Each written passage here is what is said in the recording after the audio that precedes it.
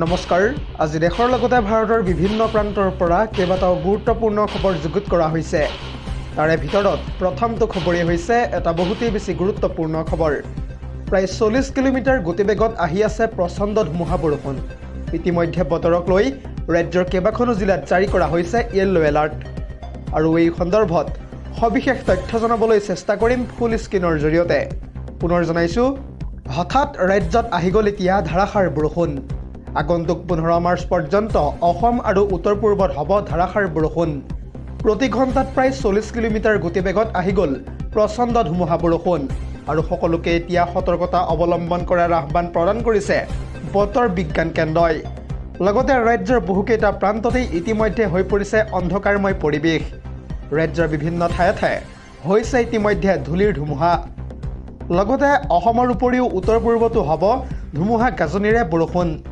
গতিকে জৰুৰী কাম নাথাকিলে ঘৰৰ পৰা আপুনি কোনো কাৰণতে নোলাব অন্যথা আপুনি ৰাজপথত বিপদত পৰিব পাৰে কাৰণ ৰাজ্যৰ প্ৰান্তে প্ৰান্তে ইতিমধ্যে বতৰে ধাৰণ কৰিছে কালৰূপ যিহেতু দীৰ্ঘদিনৰ পিছত ঠায়ে ঠায়ে আহিছে আহাৰ বৰষুণ জাক উজনিৰ পৰা নামনিলৈ বতৰ বিজ্ঞান কেন্দ্ৰই ইতিমধ্যে জাৰি কৰিছে এলাৰ্ট কেইবাদিনলৈ ৰাজ্যৰ ভিন্ন প্ৰান্তত বৰষুণ হোৱাৰ পূৰ্ণ সম্ভাৱনাৰ কথা ব্যক্ত কৰিছে বতৰ বিজ্ঞান বিভাগে আজিৰ দিনটোতে ইতিমধ্যে ৰাজ্যৰ প্ৰায় 15খনকৈ জিলাত জাৰি কৰা হৈছে এলাৰ্ট বিজুলী ঢেৰেকনিৰ সৈতে যিকোনো মুহূৰ্তত আহিব পাৰে মুষলধাৰ বৰষুণ গোৱালপাৰা বৰপেটা নলবাৰী কামৰূপ মেট্ৰ বজালীৰ সমান্তৰালকৈ বিশ্বনাথ কাৰ্বি আংলং ডিমা হাছাও যোৰহাট শিৱসাগৰৰ লগতে লখিমপুৰ মাজুলী ডিব্ৰুগড় চৰাইদেউ আদি জিলাত ইতিমধ্যে এলাৰ্ট জাৰি কৰিছে বতৰ বিজ্ঞান বিভাগে আৰু ঠিক কাইলৈ দিনটোতো প্ৰায় 20খনকৈ জিলাত ধাৰাসাৰ বৰষুণ হোৱাৰ এলাৰ্ট জাৰি কৰিছে এতিয়া বতৰ বিজ্ঞান কেন্দ্ৰই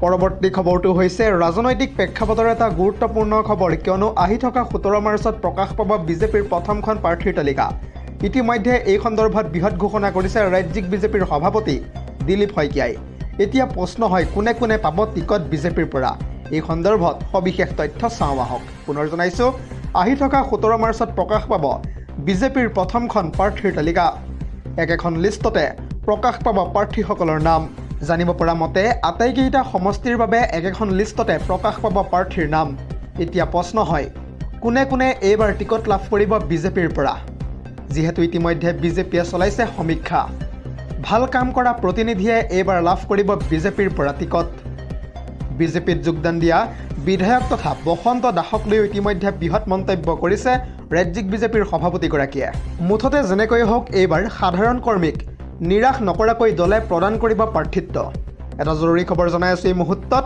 আহি থকা 16 তাৰিখে দিল্লীৰ বৈঠকৰ পিছতে বিজেপিয়ে প্ৰকাশ কৰিব চূড়ান্ত প্ৰথমখন প্ৰাৰ্থীৰ তালিকা কেইটিমান মুহূৰ্তৰ পূৰ্বে এই বৃহৎ মন্তব্য কৰিছে ৰাজ্যিক বিজেপিৰ সভাপতি দিলীপ শইকীয়াই দৰ্শকসকল আৰু বহুতো গুৰুত্বপূৰ্ণ খবৰ আছে যদিহে আপুনি এতিয়ালৈকে এই ভিডিঅ'টোত লাইক কৰা নাই তেন্তে এতিয়াই লাইক কৰি দিয়ক আৰু এনেধৰণৰ খবৰসমূহ প্ৰত্যেক দিনে পাই থাকিবৰ কাৰণে চেনেলটো ছাবস্ক্ৰাইব কৰি কাষতে থকা বেল আইকনটো প্ৰেছ কৰি ৰাখিবলৈ একেবাৰে নাপাহৰিব আজিৰ আমাৰ পৰৱৰ্তী খবৰটো হৈছে আন এটা বহুতেই বেছি গুৰুত্বপূৰ্ণ খবৰ কিয়নো কথা দি কথা ৰাখিলে বিজেপিৰ নেতা তথা ভূপেন বৰাই কাৰণ শ কংগ্ৰেছী লোকে ভূপেন বৰাৰ নেতৃত্বত যোগদান কৰিলে ভাৰতীয় জনতা পাৰ্টিত আৰু এই সন্দৰ্ভত সবিশেষ তথ্য চাওঁ আহক পুনৰ জনাইছো কংগ্ৰেছৰ পৰা বিজেপি গমনৰ পিছতেই শক্তি প্ৰদৰ্শন কৰিছে পোনপ্ৰথমবাৰৰ বাবে ভূপেন বৰাই এইবাৰ লখিমপুৰত ভূপেন বৰাৰ নেতৃত্বত যোগদান কাৰ্যসূচী অনুষ্ঠিত কৰা হৈছে বিজেপিৰ নেতা তথা ভূপেন বৰাই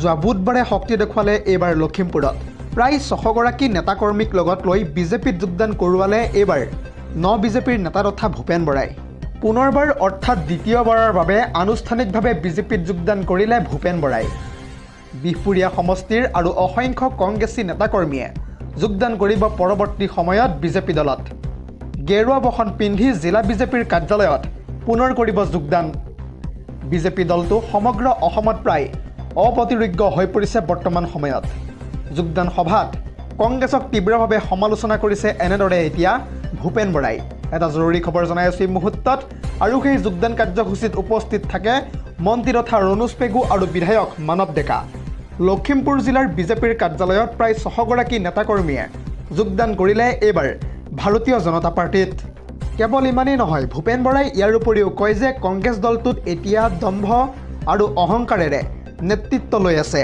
তাৰে ভিতৰত এজনে দম্ভালি মাৰি কয় যে মই সভাপতি পাতিবও পাৰোঁ আৰু ভাঙিবও পাৰোঁ। লগতে কংগ্ৰেছ দলটোৱে জাতীয় জীৱনৰ চেতনা উপলব্ধি কৰাত ইতিমধ্যে ব্যৰ্থ হৈছে।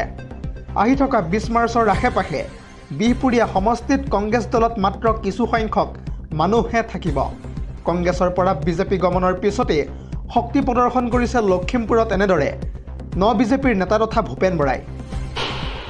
আজিৰ আমাৰ পৰৱৰ্তী খবৰটো হৈছে মধ্যপ্ৰাচ্যৰ যুদ্ধক লৈ আহি পৰিছে এটা ব্ৰেকিং নিউজ। কাৰণ যিকোনো মুহূৰ্তত পৰমাণু বোমা বনাব পাৰে ইৰাণে, যিহেতু ইৰাণৰ হাতত এতিয়াও মজুত আছে 10,000 কিলোগ্ৰাম খণ্ডিত ইউৰেনিয়াম। ইতিমধ্যে এই খবৰটো জনাৰ পাছতে আমেৰিকাৰ ৰাষ্ট্ৰপতি ডোনাল্ড ট্ৰাম্প আৰু ইজৰাইলৰ প্ৰধানমন্ত্ৰী বেঞ্জামিন নেতানিয়াহুৱে ইতিমধ্যে ভয়ত কম্পমান হৈ পৰিছে। আৰু এই সন্দৰ্ভত সবিশেষ তথ্য জনাম ফুল স্ক্ৰীনৰ জৰিয়তে। পুনৰ জনাইছোঁ, যিকোনো মুহূৰ্তত পৰমাণু বোমা বনাব পাৰে ইৰাণে, আৰু যুদ্ধৰ মাজতো ইৰাণৰ নিউক্লিয়াৰ প্ৰগ্ৰেম গোপনে অব্যাহত আছে। আৰু নতুন নতুন মিছাইল ইতিমধ্যে পৰীক্ষণ অব্যাহত ৰাখিছে ইৰাণে। যোৱা 30 বছৰে নিজকে সম্পূৰ্ণৰূপে সাজু কৰি আছিল বোলে ইৰাণে। ইৰাণৰ হাতত এতিয়াও মজুত আছে 10,000 কিলোগ্ৰাম খণ্ডিত ইউৰেনিয়াম। এটা দুটা নহয়, প্ৰায় 10টাকৈ পৰমাণু বোমা তৈয়াৰ কৰিব পৰা ক্ষমতা আছে এতিয়াও ইৰাণৰ হাতত। আৰু তাৰ পাছতে ভয়ত কঁপিছে এতিয়া ট্ৰাম্প আৰু ইজৰাইলৰ প্ৰধানমন্ত্ৰী বেঞ্জামিন নেতানিয়াহু। আৰু ইতিমধ্যে সেই যুদ্ধ বন্ধ কৰিবলৈ ট্ৰাম্পে বাৰে বাৰে কৰিছে এতিয়া আহ্বান। ইৰাণেও তাৰ পাছতে দেখুৱাবলৈ বাধ্য হৈ পৰিছে পাৱাৰ। আৰু তাৰ সমান্তৰালকৈ ইতিমধ্যে ইৰাণে এই দুয়োখন ৰাষ্ট্ৰলৈ বান্ধি দিছে 3টাকৈ বৃহৎ ছত্ৰ। এই যুদ্ধ তোমালোকে আৰম্ভ কৰিছিলা, কিন্তু শেষ আমাৰ মতেহে হ'ব। এনেদৰে এতিয়া বৃহৎ ভাবুকি প্ৰদান কৰিছে ইৰাণৰ নতুন ছুপ্ৰিম লিডাৰ মুস্তাফা খামেনিয়ে। লগতে 3টা চৰ্ত পূৰণ হ'লেহে বন্ধ হ'ব ইৰাণৰ আক্ৰমণ। ইৰাণৰ ৰাষ্ট্ৰপতি মাছুদ পেজেছকিয়ান আৰু জ্যেষ্ঠ নেতাই ইতিমধ্যে এই সন্দৰ্ভত গ্ৰহণ কৰিছে বৃহৎ সিদ্ধান্ত। তাৰে ভিতৰত ক'বলৈ গ'লে প্ৰথমটো চৰ্তই হৈছে মধ্যপ্ৰাচ্যৰ পৰা স্থায়ীভাৱে আঁতৰাব লাগিব মাৰ্কিন সেনাৰ ঘাটি। লগতে কোনো মাৰ্কিন সেনা থাকিব নোৱাৰিব মিডল ইষ্টত। ইৰাণৰ বৈদেশিক মন্ত্ৰী তথা আব্বাছ আৰঘাছিয়ে এনেদৰে এতিয়া বৃহৎ দাবী উত্থাপিত কৰিছে। মাৰ্কিন সেনাৰ উপস্থিতি দেখিলেই ইৰাণে আক্ৰমণ কৰিব যিকোনো মুহূৰ্তত। আৰু 2 নম্বৰৰ চৰ্তটো আছিল স্বাধীন পেলেষ্টাইনৰ দাবী। গাজাত আৰু বিন্দু মানুহ আঘাত কৰিব নোৱাৰিব এতিয়াৰে পৰা। ইয়াৰ উপৰিও দিব লাগিব স্বাধীন পেলেষ্টাইন। 3 নম্বৰৰ চৰ্তটো আছিল পৰমাণু বুলি আৰু কোনো প্ৰশ্ন কৰিব নোৱাৰিব এতিয়াৰে পৰা।